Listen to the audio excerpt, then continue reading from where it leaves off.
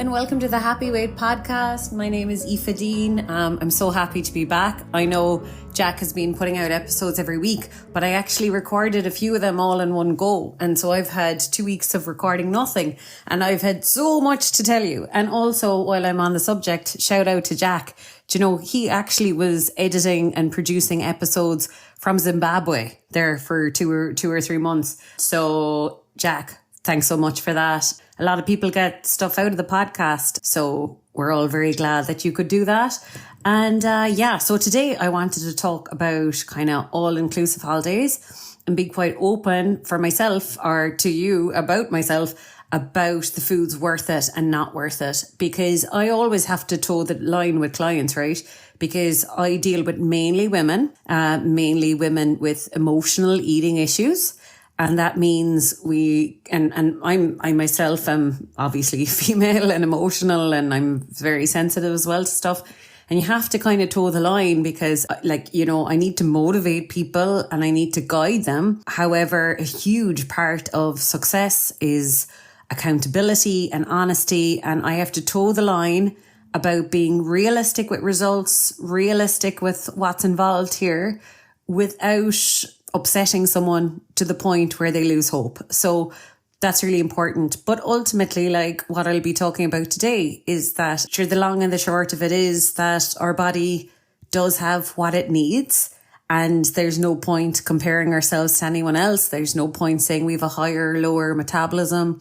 There's no point saying it's fair or not fair. Our appetite is what it is. You know, we get hungry however many times a day we get hungry, or it takes however much food it takes for our stomach to feel full again. And that's really all we have to work with in order to become our ideal weight. So for myself, I'm 5'3", like most modern people. I suppose on the scheme of things, I'd be sedentary. I have a sedentary job. I own a car. Apart from going to the gym or the odd walk or playing with my nieces and nephews, there isn't a whole load of activity in my week. So therefore, my body, and I'm nearly 40, so my body isn't burning a rake of energy by any means. So that means that I kind of think you have to think about your food as, especially if you want to lose weight, you have to think about your food. If you had a 1-bedroom apartment, you couldn't just take in absolutely any furniture you see anywhere and put it into it. It wouldn't fit. And so it's the same now when we want to lose weight or become our ideal weight. It's we really don't have room to house absolutely every single food that's out there. And so I suppose it's very different from the all or nothing, good day, bad day mindset, because that mindset is, oh, sure, you can mindlessly eat all the diet yogurts you want, or all the, low sugar drinks or apples or fruit. Oh, sure, it's only fruit. Oh, sure, it's only Jaffa cakes. Oh, it's only whatever. So that kind of mentality is, there's loads of stuff basically that you can eat and it doesn't matter to your body. But of course, the reality is everything is energy. And I think a way nicer way to look at it is quality, as in what are the foods that are important to you? Because the foods that are important to you in your day and in your week, I don't think they even can be categorized into good or bad foods. As in, they're probably in both categories. You know what I mean? There's fresh live stuff that you love and makes you feel good. There's healthy foods that make you feel good and you love the taste of and you love the feeling of. And then you're probably a normal human who likes chocolate and crisps and all those things as well.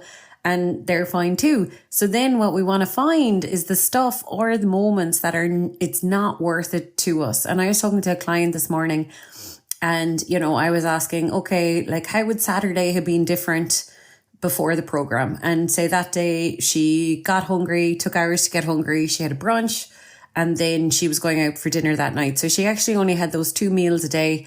And she's just conscious when she was drinking the wine, and she was conscious about what she really wanted on the menu and what would have been a waste of time. So she was like, I would have had a third meal. And I just love asking that question of what would have been different, on a day you weren't conscious or a day before the program. Because basically, I know I say it every episode, but the reason people have extra weight is generally such crap reasons. And I'm speaking about myself there as much as anyone, she would have just been having a third meal because she felt she was meant to, she thought she should. So it's what a crap reason, that multiplied by 11 times or whatever would be a pound of weight or jeans feeling tight or whatever. What a crap reason to not be the size you want to be. You know, these like little non-valuable eating times multiplied up. So we're all different. We all have different taste buds. We all have different belly feelings, I suppose, from foods. We all have different insulin response to foods. That means how we respond to carbohydrates is different for all of us. How we respond to meat is different from all of us. So I suppose I'm just chatting about my worth it and not worth it, just to kind of, I suppose, show you the mindset. But I wouldn't expect your worth it, not worth it foods to be the same for you. So the first thing was me and Grania got a really early flight out to Spain, and I left home crazy early because I'm an hour, 10 minutes from the airport. And I had a big, yummy, rocky road because the Centre in Drimoleague does gorgeous baking. And that was really filling. I had that with like a latte or something. And that actually really kept me going. And then so when we got to the restaurant in Cork Airport, I'm not a fan anyways. It always, I feel, isn't great, to be honest. So I really wasn't pushed by anything, but I knew we'd be going on a flight and I knew the Ryanair options wouldn't be great. So I did I think I got a slice of carrot cake and I got a banana and I maybe got one other thing or something, and that was to maybe do me on the flight. But anyways, I majorly undershot the runway, and by the time we got to our accommodation on the other side, I was starved. And we had like an all-inclusive holiday, so all our meals were included and all our drinks and all the rest of it. But we'd missed the window for lunch, and then they had a little snack bar that mainly did like nuts and drinks and peanuts and stuff like that. And like the best they could do was a sandwich. And, you know, I was probably like all of us. I was such awful company when I was starved, and Grania was kind of laughing at me because she was like, oh God, we never asked what was in the sandwiches. I was like, I don't care if it's ants. I don't care what the hell is in that sandwich. I just need to get that sandwich. And like I had my coffee or crisps or whatever we had while we were waiting for the sandwich. And then I was like, oh, I feel better. And then 10 minutes later again, I was like, sorry, Grania, I really can't focus. I'm just so hungry. And she's like, this is like delayed onset starvation. Like you're back to feeling awful again or whatever. But anyways, like I said, most of us are not good when we're hungry. So that was good. And I got my sandwich and then I ordered another one. And I was trying to speak Spanish all the time and not be ignorant. And just like, I think it took maybe 2-3 rounds of, you know, super basic white loaf bread, super basic cheese, ham.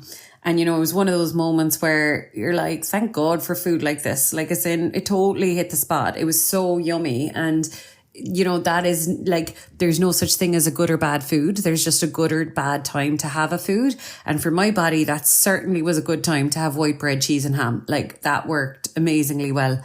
Then overall, right, on the holiday, because like we were lying by a pool, like we literally did nothing for 4 or 5 days. There was no energy expenditure. Like I brought my runners to maybe go for walks or run or whatever, which, you know, standard thing. You bring these things in your suitcase, you end up never using them. But we were also not far from Seville, and you know how hot Seville is. So it's like I'd just be found dead on the road if I had gone running. You know, it was just too hot altogether. And then the gym they had was a pathetic little room and it didn't have aircon. So also I'd be found dead under a machine or something. So there was no exercise being done at all. And then, you know, I really live by what I work with. So I'm just really conscious, I suppose. I have a good relationship with my body. So, you know, as in if I'm throwing meals and food into my body without it asking for it, I think that's quite cheeky then to body shame yourself. I think it's quite cheeky to be like, oh my God, my body's so fat. My body's not performing. It's not doing what I want it to. It's really disappointing me. It's kind of like, nah, come on. Like, remember the times that you ate stuff that you weren't remotely hungry for, or remember the times that you were full and you kept going. So your body is never the bad guy in this story. It's only your mind. So for myself, I was like, okay, I'm going to have to be crazy conscious because, you know, this was like buffet style, 3-course breakfast, 3-course lunch, 3-course dinner, and then no movement. And then I'm 5'3" and nearly 40. So it's like, you know, that like, you know, inevitably I'm going to come home heavier. There's no doubt about that. But I suppose another problem with the all or nothing mindset is like, I'm either losing weight or I'm going to gain a ton. And you're like, what about all the increments in the middle? Because like, say, when I had a really dodgy relationship with food, I'd feel really crap, probably day one of the holiday. Like day one, maybe even in Cork Airport, would have gone for gold on the white wine, on the food, on the snacks. And like night one, already I'd be feeling overfull. Morning one, the next day, I'd be already like stuffed, sitting down to a big breakfast. So like, as in, you know, rather than that all or nothing theory, it's like actually every increment of mankiness does matter. Like it's great to feel a little bit bloated rather than super bloated. It's great to feel a little bit heavy rather than really heavy. And then coming back, say on the plane, you know, again, or going back to our normal life, it's like, do we feel like kind of manky and heavy for 1 day, 2 days, 5 days, 3 weeks after it? Like, so I would really, with food, go more by the every little counts. So I was talking to a client this morning and she was kind of saying, I don't know if she had watermelon or something, and I don't know, it was some situation where it wasn't tasting nice anyway. So she was like, what are you doing? Like, put it down. And so, you know, she was just kind of saying, I suppose I'm gone out of that good, bad mentality and I'm gone more to the protecting my stomach space. So it doesn't matter whether it's a good or bad food. It's whether it tastes nice and whether it's vital, functional, whether it's going to make me feel good in 20 minutes. Because for most of us, there's so much foods and drinks that we love. We really don't have room for the ones that we don't love or need.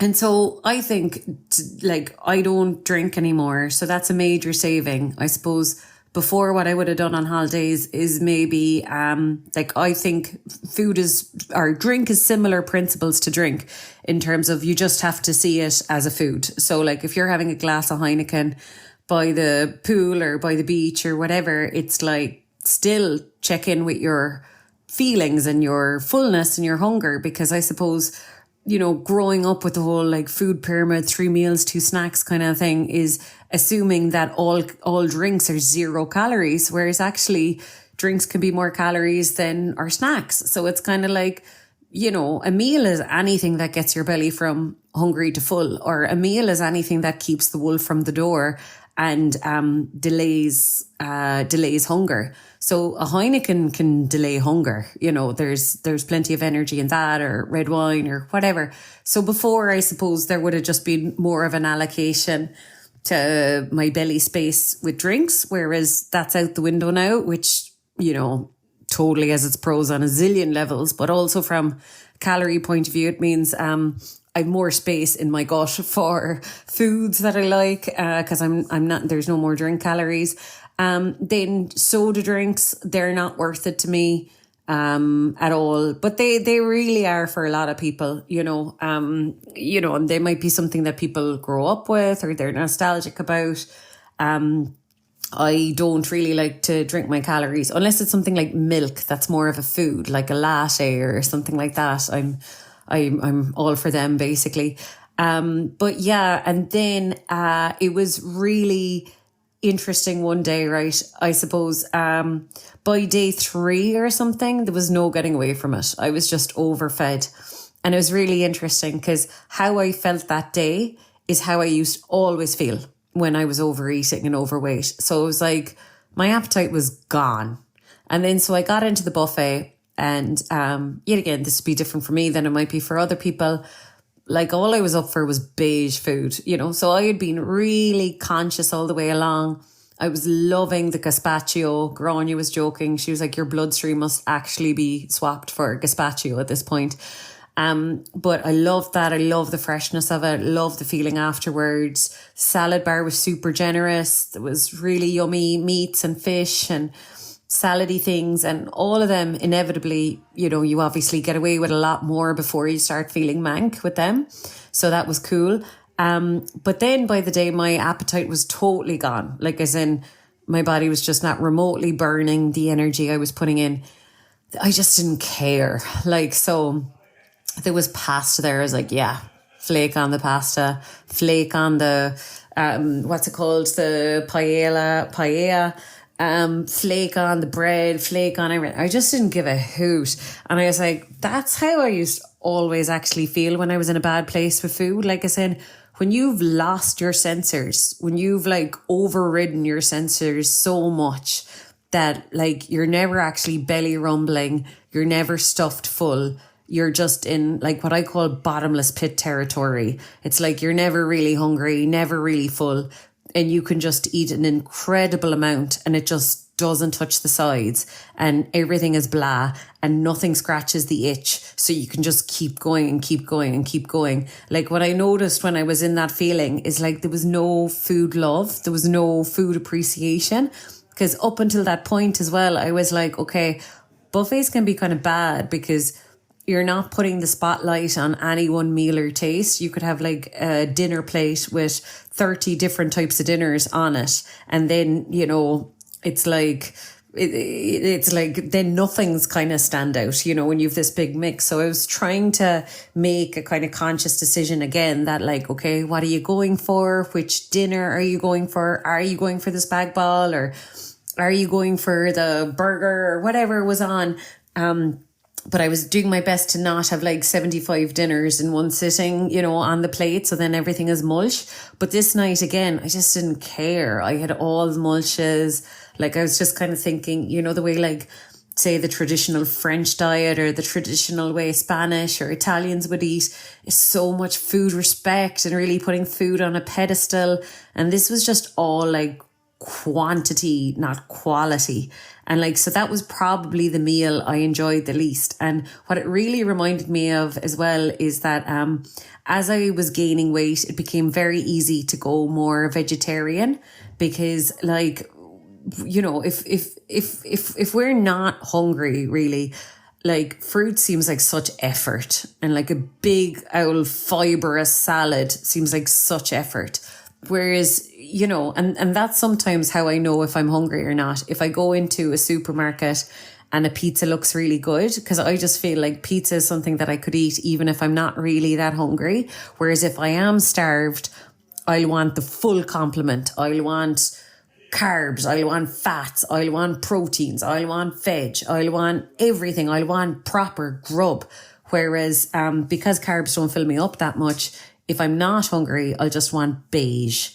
And so I remember like when my diet maybe was the worst or when I was at my highest weight point, it's just beige, beige, beige, beige, beige. Couldn't get enough bread. I remember thinking that like if every food in the world was removed apart from bread, I'd be delighted. And I just kind of think it's not just me who that's a signal for a lot of people. It's like if you're feeling like that, if you just are insatiable with bread, I think you're overfed. I think you haven't got down to belly rumbling enough lately.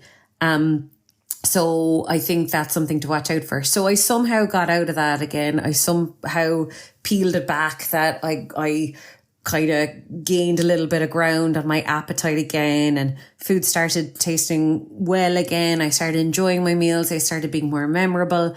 And I think for that, I had to sit a few rounds out. I think, Granya's always been slim. She's never had food noise. She's never had weight issues. So she's always been your perfect little eater. Like she'll just eat the gorgeous, yummy little things that she wants and she'll stop when she's full. She's no issues leaving food on her plate, all of that stuff. Whereas I still very, very much have to be conscious of this stuff. This, like, I didn't grow up doing this or, you know, haven't been doing it like, you know, not that long anyways. So I still have to be crazy, crazy conscious.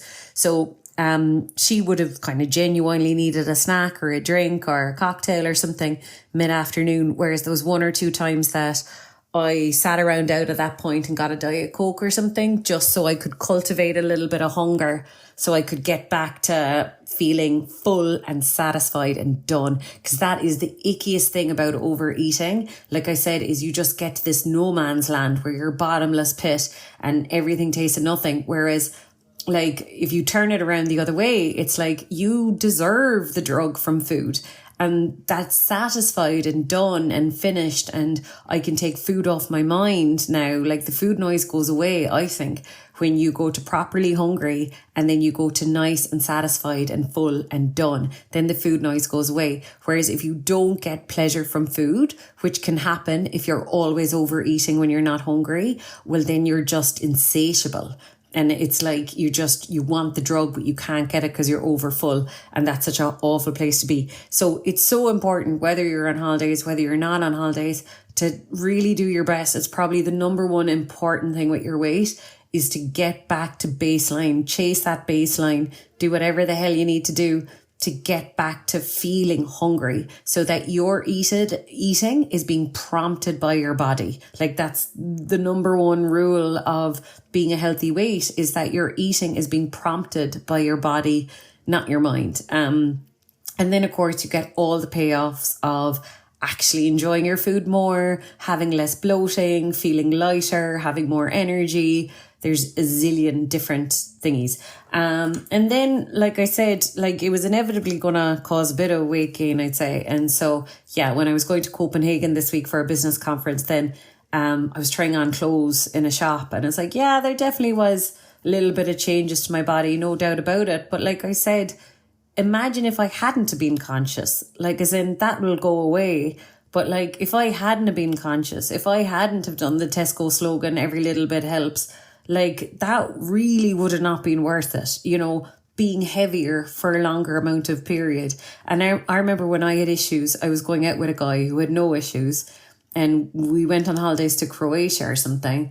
And, you know, we ate like kings and queens or whatever. And so he came home and he had a bit of weight, but he was like, yeah, that will just go away. You know, that'll just go away when I'm back to my normal routine. And I was like, you alien creature. Because I was in the mix of, you know, dieting and all that stuff. And I was like, how does that work? But now I get it. It's like holidays, if you're more sedentary, if there's more alcohol or there's more food, a little bit of weight gain is pretty much inevitable. But I think as well, you can't always control your nutrition, but you can always watch what you're consuming that's not worth it. Because like I said, when people gain weight, it's always the stuff not worth it is what causes it. So I hope that kind of gave some clarity, and I hope if you're going on holidays, you can be really conscious of that too. Because the thing is, hopefully we've a long, happy life ahead of us with a zillion holidays. So it's nice to start the research project of how do I get to feel more well, more days on holidays, or how do I get to, you know, feel good physically coming back on the plane? And that's the whole thing. Like I didn't feel gross coming home on the plane, didn't feel gross the next day. There was no real like massive recovery period as such. And if you have the Happy Hypno Weight course, or if you're one of my members, there's actually holiday visualizations as well and hypnotherapy for that, about really imagining how the holiday could go if you were a quality, not quantity kind of eater. And by quality, I always mean that you're being super unique and loyal to yourself, basically. You're being loyal to your body, to your taste buds, to the feelings in your stomach. And you don't give a hoot what everyone else is eating, drinking, how much of it they're doing, what times they're doing it at. Because that's another one. I even got an email today from a woman and she's like, I don't get takeaways, I don't snack, and I'm like, why? Like, that doesn't matter. You don't need a bad diet to be overweight. You just, if I was to say it really bluntly, you just need to be full quite often, or you just need to be uncomfortably full a few times of the week. So if they're the only two things we have to avoid, we could have a class time, right? That could just mean like having these high points of your most favorite foods a few times a day, but at no point crossing the line of being over full, and always giving your body that whole opportunity to get through what you've already given it and get back down to baseline of being hungry, so that you can really feel the joy and the pleasure and the comfort from food again, from eating when you're hungry. So thanks for listening to today's episode, and I'll be back next week, and you can catch me at Happy Weight Aoife on Instagram. And talk to you soon. Have a lovely week.